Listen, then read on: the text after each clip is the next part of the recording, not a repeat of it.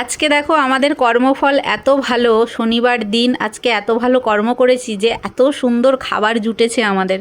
বলে প্রত্যেক দিন বলে না যে ওপরওয়ালা মানে আহার জোটান, কোথায় কোথায় মানে মানুষের দুটো দানা লেখা আছে সে ঠিকায় মানে সেখানে ঠিক পৌঁছে যায়। তো আজকে দেখো আমাদের যেখানে দানা লেখা ছিল রাতের খাবার সেখান থেকে তোমাদের দাদা গিয়ে নিয়ে এসছে।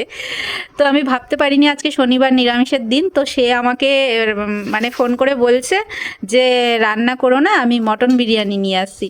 তো আমি বলছি যে আজকে তো শনিবার, তুমি বিরিয়ানি কেন আনছো, ভুল করে কি বাইরে খেয়েছো? তো বলছে হ্যাঁ আমি ভুল করে খেয়ে নিয়েছি। আমি বিশ্বাস করেছি সেটা।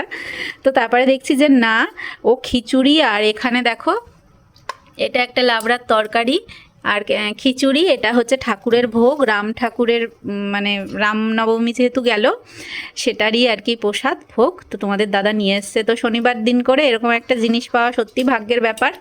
তো আমি তো অনেক খুশি হয়েছি। তো চলো এখন খাই খিচুড়িটা। তো তোমাদের কেমন লাগছে দেখে, তোমাদেরও কি ইচ্ছে করছে খেতে? কিন্তু কিছু করার নেই, আমি তো দিতে পারবো না।